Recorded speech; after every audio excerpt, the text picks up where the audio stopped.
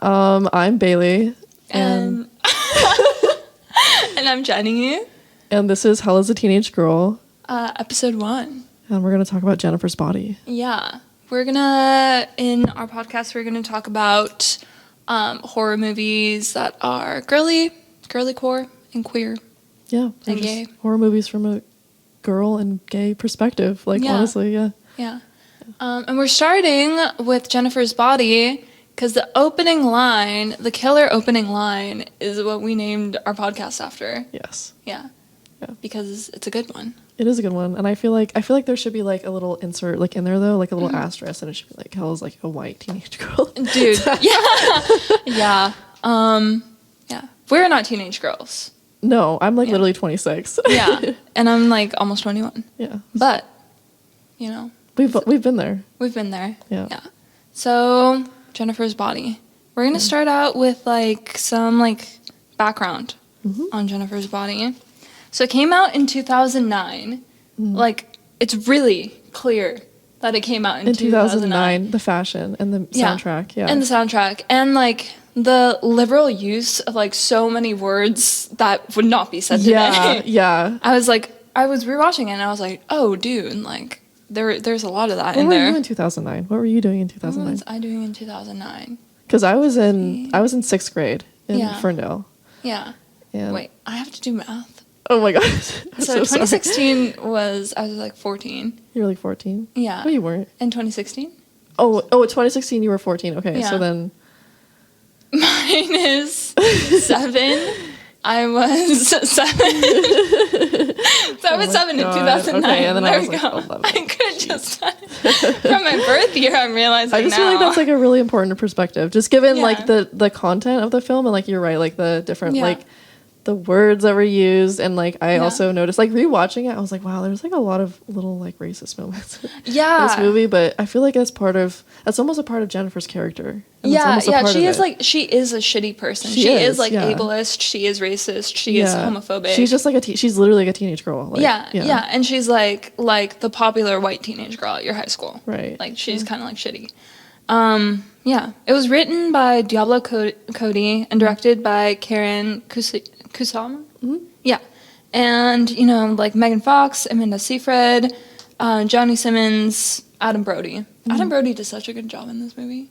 He does. Yeah. He's like really slimy. Also, are we going to talk about the Chris Pratt jump scare that I forget about every single time? And then it's at the beginning, and I'm like, Chris Pratt is a cop in this movie? That's like so like, on brand. Like, exactly. Yeah. He's just like a shitty cop from a small town. Like, like he's like sounds about right. He's got like a huge ego too. Yeah. He's like, well, I'm gonna graduate in like a month from cadet school. I'm gonna be a real part. Yeah, I'm gonna be a real cop now. Yeah. And it's like, okay, cop having sex with minors. Sounds about right. Yeah. Okay, when this movie was released, it flopped. It did. People hated it. Yeah. Which I think is so interesting. Well, because I was like reading like the behind the scenes stuff, and apparently the marketing team was all men. Oh, and that makes sense. Yeah. And so they did not. I think that the way they saw the movie was like very different from the way that the people involved in the movie like wanted to like portray the movie. Which always happens with marketing teams in movies, because this marketing team is like, we're business people. We know business things. We know fire person, more money. We know like it's like also it was 2009, so I think. And I feel like a lot of the marketing from what I had seen was just like these two sexy girls kind of like each other, but that's kind of bad and that's kind of gay. Yeah, and there's like a little bit of like gore, but for the most part, it's going to be like girls kissing, but like girls not kissing too much. And like, they're kissing, but then like no sex. They're only making out, but like, she eats boys, but in like a sexy way. Yeah. And it like it flopped at the box office, but then after kind of like it's had a recent resurgence with like the Me Too era and just like people being back into like the 2000s horror aesthetic and like people like the emo kind of thing. Panic at the Disco stands. And even like I feel like with like the early 2000s stuff, I feel like people are also kind of getting into like they're kind of like trying like reclaim it in like a girly kind of way and like a, sort of like a queer sort of way. And I think that the queer angle of this movie like really helped sort of like the cult sort of following that has sort of risen around it. So movies get cult followings when they are queer. Yes. And I have to say that is like 100% true. If a movie has a cult following, it's 90% of the time going to have some queer aspects in it. Yeah. Even if it's like a guy's movie. Like even like Fight Club. Fight Club has like queer overtones, I would say. Yes. And like even like The Matrix, it's literally like written about queer people. Yeah. And then it got claimed by the guys and now it's and it got like mainstream. The girls and the guys, yeah. Yeah. So let's go over like a quick like plot synopsis so people know what we are talking about. Oh, I clicked the wrong button. So basically, Needy. Yes. Is best friends. Oh, actually, I just want to really quick. Needy or Jennifer Check. So the names, like there's like Needy Lesnicki, which was like her name. And then there was Jennifer Check. And Jennifer Check was supposed to be like not her real last name. Interesting. They just sort of like put it in there as like a placeholder because it was like, oh, like Needy, like Check, like Jennifer Check when they're going over like the characters, just something weird. But then apparently it just never got fixed. Interesting. And so that's just her last name in the movie. Yeah. So I just had to drop that little. I also think this might have like nothing to do with each other, but like cross out Jennifer at the end. Yeah. And like. Yeah. Yeah. Huh. Yeah. That was just something I was thinking about because I feel like that's kind of like a recurring thing in the movie. Yeah. But yeah, Needy lives in Minnesota. Well, first of all, it opens on. I always forget this, but the movie starts with Jennifer in bed. Yes. In the final scene. Yes, and it circles back around. Yeah. Yeah, and it circles back around, and then it goes to Needy in the institution. Mm-hmm. So basically, Needy is in solitary confinement, and she is narrating this whole story. This whole story is narration. Mm-hmm. And it is narration done well, because so many movies try to do narration, and it sucks. Like, it's bad. Yeah. But this movie actually did it well, I feel like. It feels like you're sort of, like, reading her diary or something. Yeah. And she does, like, frequently, like, write in her diary. She and does, like, yeah. But so they've been friends since they were children, like Sandbox Love Never Dies. Yeah. And then there's a fire at Melody Lane, their local bar, where they've gone to go see they're a musician, like a band from the city. Yeah, Low Shoulder. Yeah. Yeah, which is and actually they're hot because they wear eyeliner. Right, and they're all stylish and shit. Yeah. Yeah. Apparently that's a real band. Interesting. Their real name is called, I think, No Country. Oh, gotcha. But they changed it to Low Shoulder for the movie. So, yeah. Interesting. Yeah. Sorry, I was distracted by like the sun setting. It's like, bye. Okay. Yeah. And so they don't have anything in common. Then, boom, fire. Mm-hmm. And then Jennifer gets abducted by the band. Right. The guys. The van, yeah. So basically shows up at Needy's house the next morning. Well, during the night. Yeah. Barfs up a bunch of shit. Yes. And then leaves. Yeah. And then she's back in school the next day. Slaying. Like, totally normal. Yeah. She's like all glowy and shit. Yeah. And then a month later, she's sick. And then Amanda Seyfried is like, what the hell is going on here? And people are dying. Yeah, and people are dying. Boys are dying. Yeah. Yeah. Oh, no. But, sorry. No, yeah, it is tragic. You're so right. But yeah, they're dying. And Needy's like, what the hell is going on here? I'm going to investigate. I'm going to put on my investigating hat. Did you hear that? The train? Yeah. I forgot that there's a train around here. I like it. It's kind of nice. Yeah. It adds to the mystique. It adds of to our the ambiance. Yeah, and like the of our podcast appeal. studio. Yeah. We're working girls, and we record a podcast in an industrial space. With a Pink Floyd. We're like in the nitty gritty right poster. now. Yeah, we are talking about the nitty gritty. Yeah. Yeah. Yeah.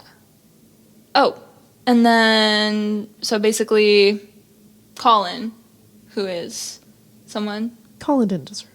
Yeah, he Colin did not deserve that. He's actually the one person in the film that I'm like, yeah.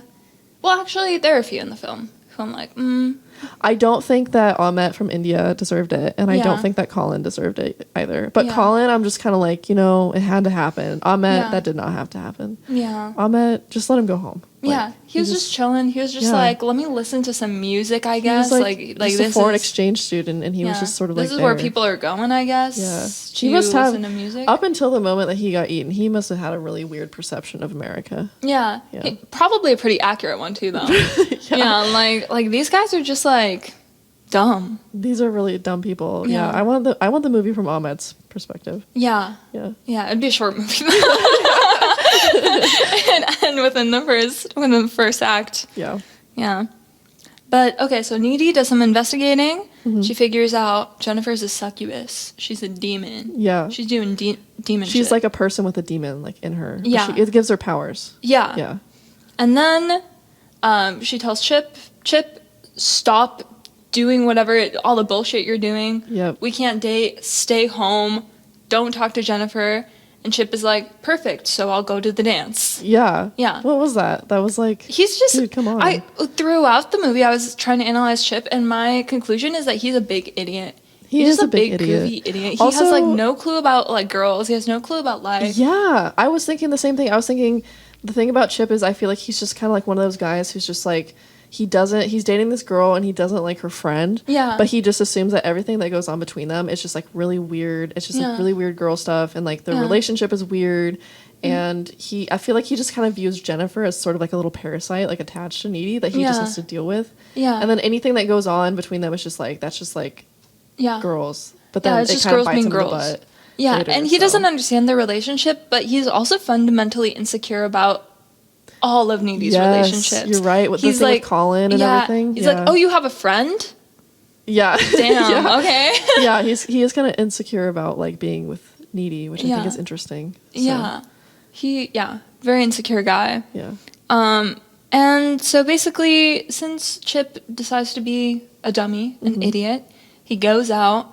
He decides, I'm gonna go to the dance. He gets eaten up. He does. Yeah, but Needy knows what's up. Yeah. She has like, I feel like there's like a psychic connection thing going on there. Yes, because like she knows like when Jennifer arrives at the house, like she Yeah. just knows like when Jennifer's like kind of like around or like what she's like doing. Like, Yeah. Yeah. And then like And also that she is knows, even before the Jennifer arriving at Yeah. the house. That's even before there's a demon there. Yeah, and then because there's also that moment where she's like she's narrating that sort of like when Jennifer's like, like wear something cute. She's like, oh, and Jennifer speak, that's what this means. And it's just Yeah. sort of like Needy knows Jennifer like so well Yeah. that there's just like this weird like sort of psychic connection that Yeah. they seem to like share. Yeah, Yeah. it's like intimacy to the point of like it's almost scary. Like they know each other. It's so almost well. paranormal. Yeah. And so basically, Chip gets killed. Needy goes on to kill Jennifer. Yeah. Gets institutionalized. But not without being bitten by Jennifer first. Oh, there we go. Yeah. And then she gets out and she kills the shoulder. The band, yeah. She Yeah. has some of the powers now. And Yeah. she sort of Yeah.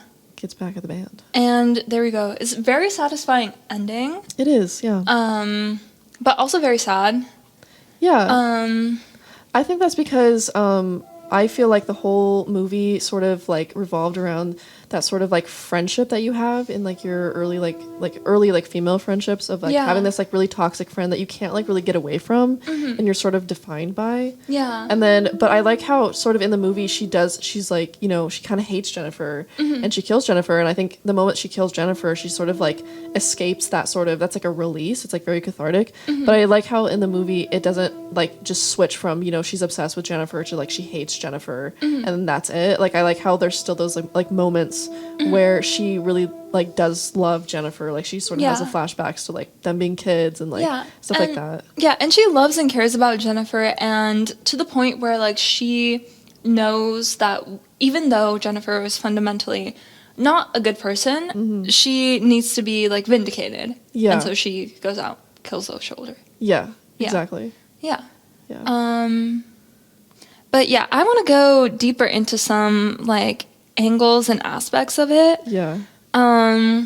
Especially here, let me pull up my notes. Well, can we talk about the moment? Because I think one of the moments that I thought of when I first started rewatching the movie was that moment when that I think kind of like defined like the whole thing was the moment like when they're about to go to the bar and they're sort of like downstairs and Jennifer's like, oh, like were you guys like fucking, and then Needy's like, oh, like you're gross, and they're sort of like doing like that push thing, and then Jennifer pushes her like a little bit too hard against the door, and I felt like that was such like a good example, like setting up like what was going to happen for the rest of the movie, because it was like they sort of like would have these like playful little spats and Jennifer would just take it like a little bit too far, like every single time. Yeah, it's an early indicator that like Needy has like care and love and consideration for Jennifer, and Jennifer's consideration for Needy only comes in when it is to boost her ego. Yeah. And something that I noticed right off the bat is that at the very like within the first 30 seconds of Jennifer having dialogue,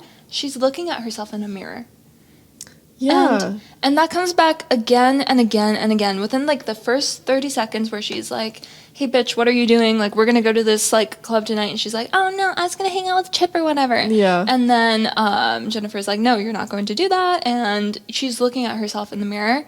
And that goes on and on and on. Yeah. And her first introduction, the very opening of the movie, when she's about to die, when she's like, she's been stabbed at this point. You don't know this as the audience member when the movie is starting, right? But she's been stabbed at this point in the stomach. She's laying down in bed, she's eating, and she's watching an exercise video for entertainment moments before her death. Yeah. So, like, I feel like this is supposed to frame her as, like, an incredibly, like conceited, like, not even maybe conceited, but, like, someone who is so concerned with their appearance that even in their, like, last moments, they're like, oh, let me look up, like, how this person is doing, like, the butt squeeze on, like, the infomercial. Yeah, exactly. Yeah. And then there was also that moment, I think that was really interesting, was, like, before she went to the dance, she's sort of, like, that, like, really iconic moment where she's crying and she's slathering herself with, like, that foundation. Yeah. And she's doing it in the mirror, and then right next to the mirror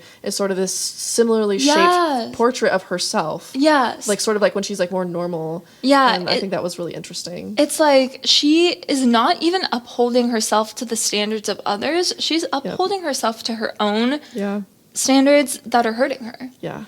And I think that that's also very interesting. Yeah. She definitely has, like, I think that line where she's like, I'm a god. Yeah. You know, like when she's in the Needy's like, what are you talking about? Yeah. You know, I think that definitely, like, I feel like that, you know, in the movie is very funny because we sort of know as the audience that she's possessed by like a demon, but I think it's also interesting just like, you know, given that the movie is about teenage girls, I think that she's sort of portrays that kind of teenage girl who like literally does have like that kind of god complex and like is so self-obsessed with, you know, being, you know, the best and like being like the best she can be. Yeah. And in like the worst way possible. And I do think that from her perspective, she doesn't know what happened when the ritual failed. Yeah. And I think that maybe she truly believes that like she is a god. Yeah. Like she's just like, these guys tried to kill me. They tried to like sacrifice me to Satan or something. Yeah. And I didn't die. And now I have these like amazing powers where like I'm invincible and I can't die. Yeah, like I'm a god. Her reaction, I think, to just like being a succubus and like all this happening to her is like actually like really funny when you think about it, because it's like almost her life is like almost like unaffected, and she like really doesn't care that she's like eating people, and like I feel like even like, you know, Jennifer before, you know, you're like, how much is this like before Jennifer versus like after Jennifer? Yeah, how much is this demon like actually influencing Jennifer, or is this literally just Jennifer? Like, yeah, and I do think that it is truly just like she just is an apathetic like mean selfish person. Yeah. Even her closest friend does not have a healthy relationship with her. And I feel like that says a lot. Yeah Let's see what else. I think the dialogue is so good, but it is also really good. So bad. It can be really bad at times. It can be really jarring at times, and it's like I think it's hard to discern like how much of that is like intentional versus like how much of it is just like a part of the times. Yeah. I think just even like just And from our our angle from like Yeah. nowadays. Yeah. I do think it is hyper stylized. Yeah. Like, I do think that they like lean into it a lot, but Yeah. I would not be surprised if like a lot of it was also like very authentic too. Yeah, true. Yeah. I definitely think some of like the things that the fun little words that they drop Yeah. in there are very. I feel like the lime green jello is very like natural. That's natural. That's something that Yeah. a teenager would say to another teenager. Yeah. I feel like the band's dialogue is also very good. Like when they're asked by Needy, like, why are you here? Like, what are you doing in this small town? Aren't you guys from the big city? Mm-hmm. And then the Adam Levine knockoff is Yeah. like, we like to connect with our fans in the shitty areas too. True. Yeah. Yeah. Yeah. And that, I feel like that was really well written, and really all of their dialogue is very accurate, and all of their deliveries are Very really accurate. good too. Yeah, I think that I think I made a note of it in here somewhere that like I think that the movie has a lot of layers, and because truly it is a horror comedy. Yeah. And I think that like it has a lot of layers of comedy with intermixed with sort of like horror and like tragedy, and it becomes so like hard to discern sometimes like what you're feeling, because I was Yeah. specifically thinking about, I was like watching the ritual scene, Yeah. and I was like, first of all, Megan Fox is an entirely underrated actress. I agree, She yeah. carried that scene. Like when she's in distress and she's like screaming, like I actually like feel that. Like when she's begging for her life, like I feel that. Yeah. But then there's also this like more comedic aspect where the band is sort of like mocking her and like you know, singing that song and stuff like that. Yeah. Before like they stab her, and it's just, there's something about it where you're like you really like feel for Jennifer and you feel this Yeah. like tragedy, but you're kind of like, why is this funny? You know, like it's kind of Yeah. like there's just so many different layers that you like don't even like really know like what you're feeling anymore, which I feel like is Yeah. like, you know, like I think a theme like throughout the entire movie, which is like what am I feeling? Like I don't even know like what I'm feeling anymore. So, Yeah, yeah. and I think that also comes into play when the football player's body is found. Yeah. And there's kind of like, I think that people think of this film as kind of like a schlocky, like, oh, this horror comedy, it's just like so bad, it's so like poorly written, Yeah. there's not a lot of thought put into it. But there is so much thought put into it, because let me find the place. So with the football player being killed, there's kind of like this like 1, 2, 3, where Needy is making a sandwich. She's making like a nasty looking sandwich, honestly. It's got like mustard, and like she's grilling up like With the ferret. slices of ham and butter and shit. Yes. It's like very like white person core sandwich. Yes, very much so. Very Midwest core. Yeah, and then at the same time, it's spliced with Jennifer. She's getting ready to eat, right? Yep. Like she's getting her meal ready. Right. And then at the end, there's like, after this football player has been killed, this deer Is like- eating him. Yeah, that, which is like kind of, I've always thought that was like such like an iconic moment. Uh-huh. Like I remember like when I was a kid and like my friend watched it, that was like the one scene that he told me about, was like, oh, there's like a deer like eating some dead football player. Yeah. You know, which I know was kind of like, that sounds terrifying, but like that's kind of funny also. And Yeah. so And also someone pointed out to me, deers are herbivores. they are, yeah. So it's like very jarring to see a deer just like munching on somebody. yeah. And so then you see the deer eating this kid, and then Needy drops her sandwich. Mm-hmm. Like, next shot, Needy drops her sandwich, the ferret in her house. Also, Yeah. of course she would have a ferret. She's Yeah, I the type. Like, Jesus Christ, okay. And yeah, and then it cuts from the ferret eating the sandwich to her mom, Needy's mom, talking to her. And she's like, yeah, they nailed you up on a cross, The just like dream. JC. She told her about the dream, yeah. Yeah, and then she says, but I'm a tough mama bear. I would never let anything happen to you. Cut to the football player's mom. I also think Sobbing. that scene was interesting because there was that line that her mom said. She said, you know, like one day you're going to be crying out for me and I'm not going to be there Yeah. to help you. And then it cuts immediately to like the mom like sobbing, like wailing, Yeah. which I thought was like really interesting. And I think Yeah. later on in the movie, like Needy is sort of like crying out for her mom, and she's not home. Yes, I just realized that you're right. She comes in, she's like so upset. She screams like, "Mommy, mommy," and then she sits down on the couch. And yeah, but I feel like people underestimate this film because they think of it as horror comedy, schlocky, Megan Fox. Yep. Like, it's not something of substance. Yep. But when you actually look into like the layers and the thought put into it, there is a lot of substance there. There is. You yeah. just don't think that it's worth looking for because it's about teenage girls. Yeah. And because it's about a gay girl. That's true. Yeah, Yeah. there's like a lot of like sort of like bi curiosity like happening. I also think that's interesting, like that aspect of like budding like homosexuality, like in like young teenage girls, and sort of like how it comes out in friendships. It does, right? yeah, like that, especially like those really, really close female friendships where you're kind of like, you don't really know like what you're feeling, but you kind of like feel like there should be something more, but like you don't know how to approach that. Yeah, you know? and the lines become blurred and no one ever talks about it. Yeah. And it's very odd and it's a very unique feeling.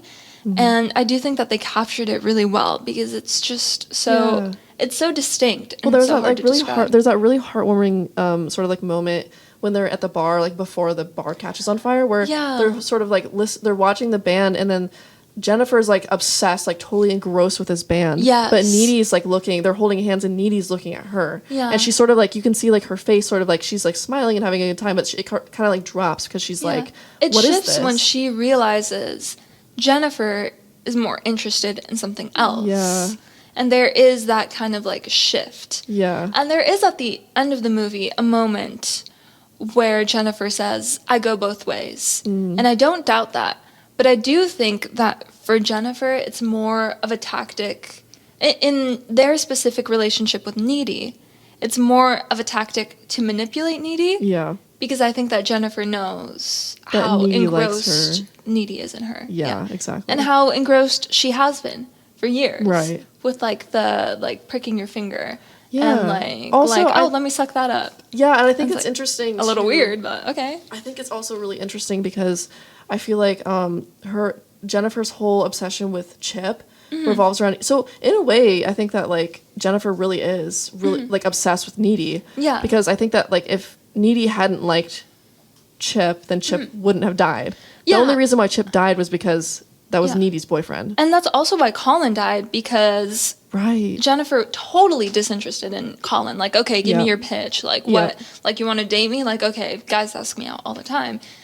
Gave her the pitch, like, do you want to go see Rocky Horror at the Bijou? I don't like boxing movies. Yeah. That's a killer line, by the way. That moment was so funny. Yeah. And then she switched over to like Aquamarine. She's like, well, why don't you come to my house? We can like watch Aquamarine, which is Yeah. like so funny. But yeah, Yeah. you're right. Like the only reason why she liked Colin was because Needy was like, oh, like, you know, he's kind of cool. And then Yeah, he's a cool person. He's a good Yeah. person. You should give him a shot. Yeah. And she was like, oh, you like him? Well, yeah, I'll kill him then. yeah, I'll eat him up exactly. then.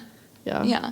Huh. But it is, I think that in a way, they are obsessed with each other, and they are each other's like central relationships in their life. Yeah. Because I feel like men come and go from Jennifer's life, Right. and she doesn't really seem to have any attachment or any like connection to them. But she does desire like Needy's approval, Right. and she does want to, I think, come across to Needy as someone who is powerful and as Yeah. someone who is beautiful. Yeah. And I feel like that is where a lot of their conflict stems Happens. from. Yeah. I think so too. Yeah. Yeah. Can we talk about the football field scene? I just really want to talk about the Yeah. soundtrack like really bad. Yes. Yeah. The soundtrack for that movie was so 2009, and I think It one of my was. favorite moments that I think like really sort of like it, like make sure like if you're not sure that you're watching a horror comedy, Yeah. that one shot of the football field, The zoom. the zoom with like the heavy metal Yeah. music that like like you're watching a horror comedy, especially like when you see like Jennifer walking across the field in her like cheerleading outfit or whatever. Yeah. And or like that just like really like Y2K outfit, and Yeah. there's like that heavy metal music playing. Yeah. That was like really funny. And then the part where I think it was like Celestial Crown like playing when she's like swimming in the lake what an iconic moment. Like that, that whole moment was just like, I wanted to be her, like, so bad. The soundtrack really, like, sometimes soundtracks, I'm going to be honest, kind of like kill a movie. Yeah. Or not like kill, but they stifle a movie. Yeah. But this soundtrack was so well, like, curated. Yeah. And it really, like inflated the movie. It, like, really, like, helped it, like, shine. I think so too. Yeah. Yeah. Yeah. Because I was, like, thinking, like, the whole time I was just kind of like, I wonder like how, you know, if when they were like pitching or when they were like kind of brainstorming for this movie and they were brainstorming like the soundtrack or whatever, I wondered, like, you know, did they probably were like, okay, like, what are kids like listening to like nowadays, you know, and they probably sort of curated it around that. Yeah. And then maybe thrown in like a little bit more like heavier stuff like The Sword and like stuff like that. But yeah. And I do think that they did it really well to the point where it's like you could kind of see, like, you can see Jennifer listening. She also has like a Fall Out Boy poster in the back in one of the shots. Yeah, oh yeah, which I think is great. Yeah.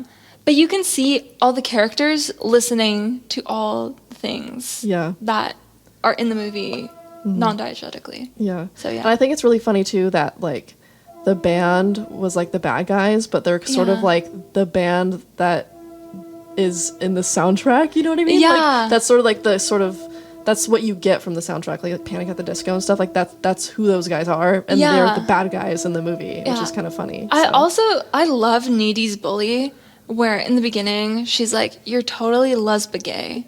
Oh, do you remember that? Yes. And then later on, she's like a low shoulder stand. She's got the low shoulder T-shirt. She's like, they're national heroes. And I just love that this one girl is like preying on Needy's downfall. She's like, she's going in on her. Yeah. I thought that was really funny too. Yeah. And the characters, I'm thinking of this just now. The characters in this film, every single one of them, even the ones that are only there for a few moments, are like really well fleshed out. Like you kind of get like in a single moment a really good impression of like who Needy's mom is. And she's only in one scene. Yeah. She's only in one scene, but her dialogue is so well written and her delivery is so well done that you know who she is. You're like, oh, I know that. And you're mom. like, of course, that's Needy's mom. Yeah. And the football player. They hadn't done, if they hadn't been written the way that they were written, and if they hadn't been played the way that they were played, I think that like the scene would not have been the same. At all. They're throwaway characters, but they're also like major like sticking points in the movie where you're like, oh, I remember this character. Yeah. Oh, I remember this thing that happened. Yeah. Yeah. I wanted to talk about, speaking of Diablo Cody, there was like a quote from an interview where she said, horror has always had kind of a feminist angle to it in a weird way. At the same time, it's kind of delightfully exploitative. And I thought that was like a really like summed up the movie really well. I feel like in so many ways Jennifer's Body is sort of like a classic sort of like feminist movie, but in many ways it's also like very exploitative, like within the movie and outside of the movie, I think as well. I also feel like it is very central to like our thesis as a podcast too, where it's like I think that a lot of horror is inherently feminist, and I also think that a lot of it is inherently exploitative. Because with Megan Fox's career, the ways that she, first of all, they had a good time on set. I was reading a lot of interviews with them. Oh my gosh. That it was their favorite movie that they've done to date, right? Which I think is really significant. But there's also this like connotation of like, you're a young actor, you do horror movies. Because that's kind of like the shitty, schlocky, that's what you're left with. Especially young actresses. Yeah, especially young actresses. And a lot of the time, it's like your role in a horror movie, in the eyes of men directing it, is to be a body. Right. You know, to be a body that and to like really carry the fear. Carry the fear, carry the trauma of the film, give it the power, but also be, you know, like the thing that gets exploited. Right. You're the boobs, right? And then you're the body that gets slashed at the end. Yeah. And I feel like that is kind of why I like this film, because it turns it on its head, right? Yes. Because it's like, okay, Jennifer is the boobs, right? Like, she is the body. And she does get killed at the end.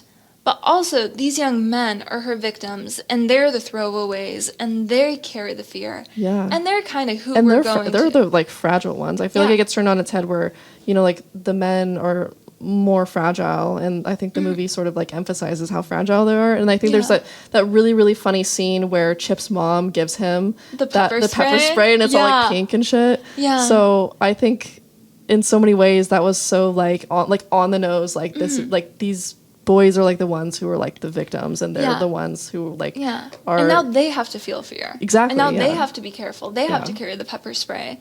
And I think that is really poignant, but it's also like they don't take that with any caution. Like, Chip is just like, yeah, let me carry around this pepper spray. It's like, I've been using the Bowflex. Yeah, exactly. Yeah. He's like, don't you see how strong I am right now, Mom? And she's like, you're gonna get murdered. Yeah. And he does. Yeah, he unfortunately. does. Yeah. But I think also that sort of, I like how it sort of more so explored the relationship that sort of like Needy and Jennifer have like in depth. And it also gives Needy a chance to not, you know, be a body, but she can be like a hero. She gets to be the hero. Yeah. You know what I mean? Not even like in a final girl way. Like, she gets to be a hero, and like she destroys the monster, and then she uses the monster's power to destroy the bigger monster. Yeah, and in a way, she is never the exploited body sexually. True. I feel like, and especially the scene where she's having sex with Chip. Yeah. She is very enthusiastic going into it. She's like going into it, she's excited, it's consensual, she's enthusiastic, and then obviously like there are paranormal things going on, and also Chip is a dummy, so he doesn't realize that like she's like crying and like freaking out because she's seeing like visions and shit. Yeah, and I think it also like highlights like men just don't know anything about sex. No, especially teenage boys. Boys, and especially when they're going into it, they're just like, well, and Chip's comment at the end really got me. Oh my god. Was I too big? Yeah. And it's like, okay. And then she's just like, okay, bye. I have to go like look for my demon friend. So yeah. And I think that interaction is very like, it says a lot about Needy, because it says that she is like comfortable and she's empowered, and she is kind of like, she is doing that because she wants to, and she's excited about it. But there are other factors that are leading into it. I think that's also interesting that was paralleled with like the Colin scene, like Jennifer killing Colin. So they're kind of, again, in a way, they're sort of like linked, and they're doing the same thing at the same time. And so in a way, like that sort of like, you know, gives Needy these like visions of like Jennifer and like the dead football player, and like, you know, like the blood dripping from the ceiling. You know, so I think that sort of like helps that link, and more so emphasizes that like Needy is the only one who understands what's happening to Jennifer. Yeah. And everyone else is like completely blind to like what's happening. Yeah. And I do wonder, one of my theories, but this one is a little less fleshed out, is that, so there's this unnatural thing happening with Jennifer. She's cannibalizing, like Colin. She's killing him. Slay. And then, slay. And then at the same time, Needy it's being contrasted with Needy and Chip having sex. But it almost feels like the film might be saying, these are equally unnatural. Like, neither of these should be happening. Yeah. And that is like a theory, if you were to say like if it was a theory that like Needy is not bisexual, she's lesbian. Sure, yeah. Yeah. And like this sex with this man is like not good, it's unnatural, it's like not enjoyable, even though she was like excited about it. It ends up not being pleasant, not being enjoyable, because it is an unnatural thing for her. Yeah. Just like Colin killing Jennifer is unnatural, and they're kind of contrasted in that way. But I don't know if that's totally fleshed out, and I don't know how. Yeah. Because I do feel like she truly does love Chip. She does like Chip, yeah. And I do feel like, for all his faults, Chip is sincere and also loves her. But I think it's very clear that like the bond that she has with Chip is not as deep as it is with Jennifer. Yeah. You know, and I think she kind of has like, she still has those moments throughout the movie where she's like, do I like Jennifer in that way? Yeah. You know? And she consistently chooses her over Chip. Yeah. Consistently. Yeah. And even more than that, I feel like her attraction to Chip is nowhere near her attraction to Jennifer. Yeah. Yeah. I agree. So there is I think it could also be viewed a different way where I think you're sort of viewing like the lead up. It's sort of cutting between the two scenes, and you're sort of seeing like this lead up of like, you know, like Needy and Chip are gonna have sex, and then Jennifer is gonna kill Colin, and you kind of see like this more natural, sort of like ordinary kind of thing going on with Chip and Needy, where it's like, oh, like I have like the jasmine like scent thing, you know, and like the condom thing. He's like, oh, it's like supposed to be like feel good for the girl or whatever, and she's like, oh, that's cool. And then you cut to this like sort of decrepit house where Jennifer is sort of like, I think it's interesting. Like Jennifer's character is interesting when it comes to sort of like this like idea of like the male gaze and like the male fantasy, because she's sort of playing into that, but it's in like a very like disturbing way. It's like almost like uncanny, where she's sort of like got like all these like lines and like quips, and she's like immediately coming on to him, and he's sort of like very confused, like, why are we here at this isn't your house, and like you know, like, why are you like interested in me? And she's like, you know, she's like, oh, I'm like so interested in you, and like but then she ends up like killing him. So it's just sort of like interesting, this sort of like more realistic version of like sex versus this sort of like fantasy version of sex. And that actually might be more accurate to what it is. Maybe, I do like the interpretation of Needy being a lesbian, though. That's a very interesting interpretation. Yeah, and I do think that, I think it's so interesting that the guys never leave. Yeah. No matter what, no matter how creepy, no matter how uncomfortable, no matter how, like, odd it gets, they're just like, oh, this hot girl wants to have sex with me, score, like, I'm staying here. Yeah, and even, like, no matter, like, how confused they are, they're always, like, she just says, like, really weird things, like, beforehand, and then they're kind of like, what? And then she, like, eats them, like, so, but, they always have, like, moments to, like, leave, but they never do. So, I guess you kind of wonder, is that, like, you know, does she have some kind of like power over them as like a succubus? Is that like her succubus power, or is it just boys? I think it's just hot girl stuff. I think it's just her. I think it's just her being Megan Fox. It's just her being hot. It's like, wow, this girl's like actually paying attention to me. Like, crazy. Yeah, and I think that also after the scene where she's killed, she wants to humiliate them, right? Yeah. And I think she wants to humiliate them kind of similarly to how Low Shoulder humiliated her. And I think that she does kind of feel that rage and that anger, and it's just like there's no she just wants to consume, right? But she also, I think at one point she says, you need to be afraid, or something along those lines.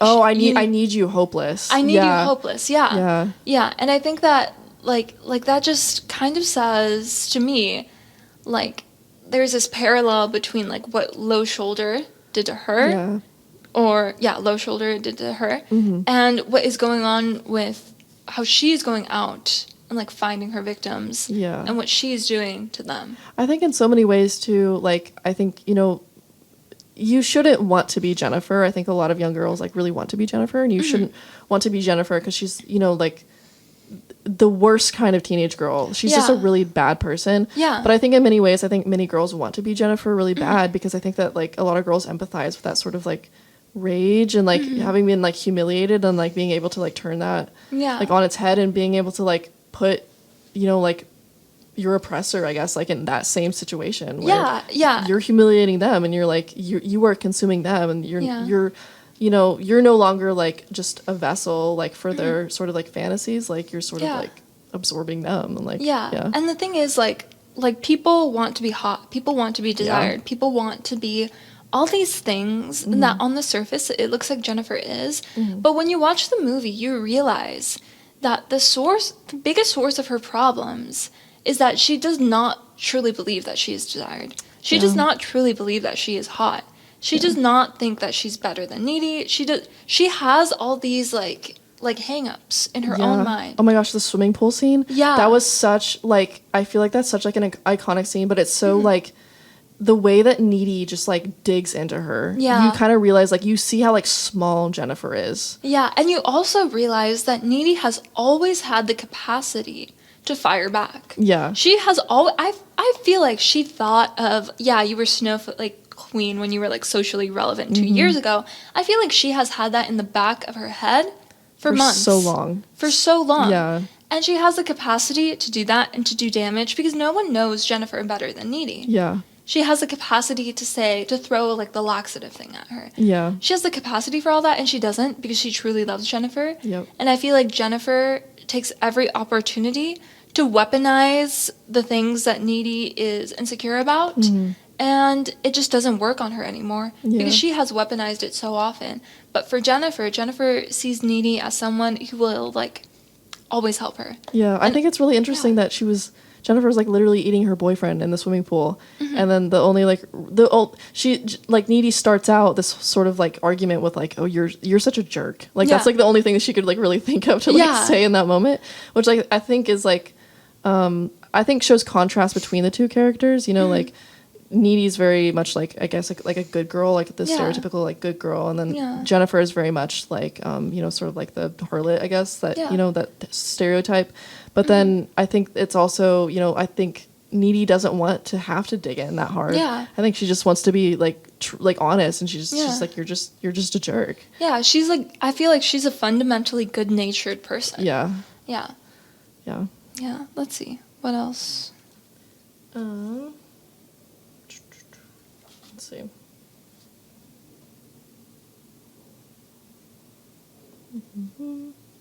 I want to talk about the cross out Jennifer real quick. Yeah, I did. I think I did write about a little bit about the scene. Yeah. With Needy killing Jennifer. Yeah, because twice in the film, Jennifer goes cross out Needy, and it is when Needy like directly goes against her. Jennifer. Yeah. Yeah, it's when Needy like puts her own needs or her own like desires first. She says, "No, I can't do this. No, I can't do that." Like cross you out. And then later on, she crosses her out. But it's only after her boyfriend gets killed. Right. Yeah.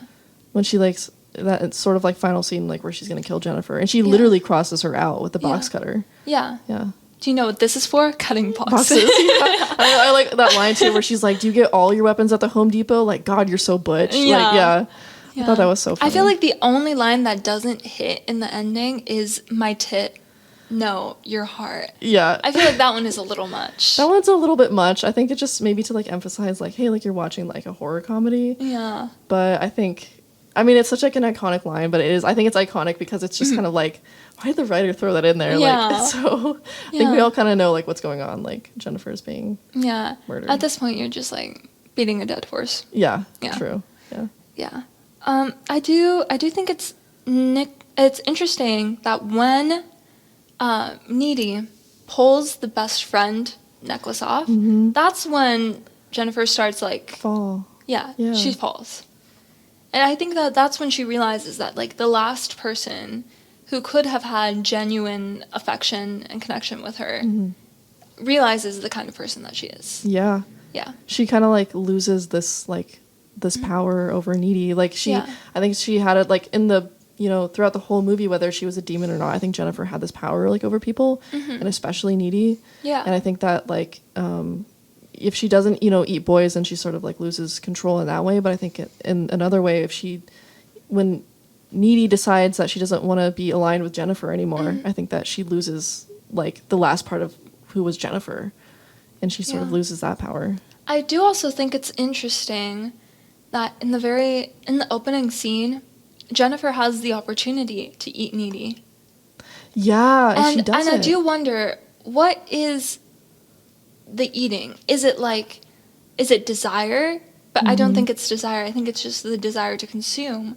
And I think at the end of the day, Jennifer, for all her faults, recognizes like the value in her relationship with Needy. Yeah. And does not want to consume Needy. She doesn't want to just like have her be like just fuel like to her. Yeah, she wants to maintain the relationship even in her own like twisted way. She had two opportunities to eat Needy, because she had the one when she showed immediately after she's, you know, murdered, and then she shows up at the house.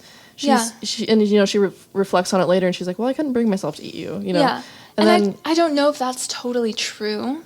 Yeah. I don't know what I couldn't bring myself means. And I am kind of torn about like does it mean that she doesn't desire her, or does it mean that she values her so much? Yeah, that she values the relationship so much. Then there's the scene when they're in Needy's bedroom, and they sort of like are kissing, and then you know, like I think that Jennifer, that's immediately after she eats Colin, I think, right? That was Colin. Yeah. So it's after she eats Colin, and she could have eat Needy then, but she doesn't. And so you're kind of like wondering about like her motives. Like, why is she all of a sudden sort of like being affectionate with Needy? Yeah. Like, what is this? Why does she feel compelled to like tell Needy like her story? Yeah. You know, stuff like that. So you see these like moments where you're like, is Jennifer like being like genuine, or is she just sort of like just being Jennifer? Yeah. And that's kind of why it's so nice, because it's so hard to tell. Like, this film does such a good job at portraying that, because with a real person, you can't tell, especially a real person with Jennifer who's so deeply narcissistic. It's like, I can't tell if your motives are genuine or if you just want, you know, like someone in your life to like string along. Yeah. You know? Yeah, I think also just reflecting on, I feel like one of the aspects of narcissists just in general is that I feel like you really don't know like when they're being genuine or like when they're being themselves, and that they do sort of have that like sort of like demon aspect to them where you're sort of like, are you like, how much of this is you and how much of this is just like this weird thing that seems to possess you and like use other people.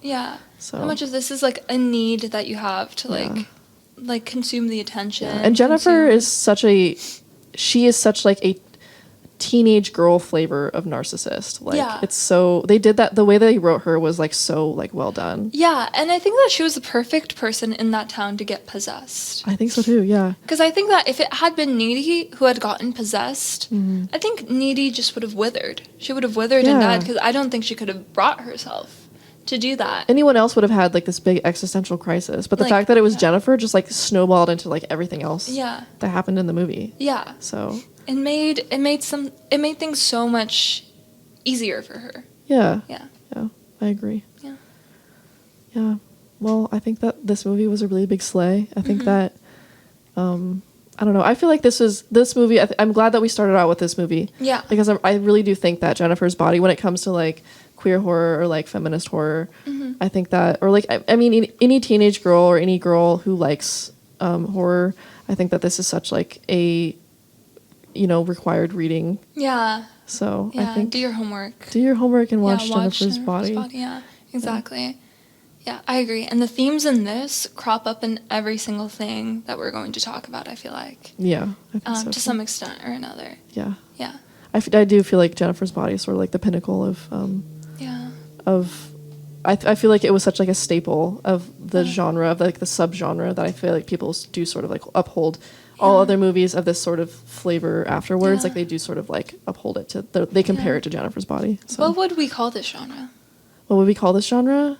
I'm gonna say, I don't know, what would you call the genre? Girly pop horror? Girly pop horror? That's a good one. Yeah. Yeah. Bubblegum horror, bubblegum pop horror, something like that. It's like a girl's movie for sure. Yeah. I do think that they made it also with, you know, guys in mind going to see it, like probably like with their girlfriends, but I do think that at the end of the day, this is like a movie that only girls can get behind. Yeah. So. Yeah, and if you don't like it, you're probably a man and we're going to kill you. Yeah, we're going to eat you. Yeah. Yeah. Yeah. Jenny's going to go Jennifer. Yeah, exactly. Yeah. Cool. Well, that's that. Yeah, that's that. Finishing the episode. Yeah. Finishing pilot 1.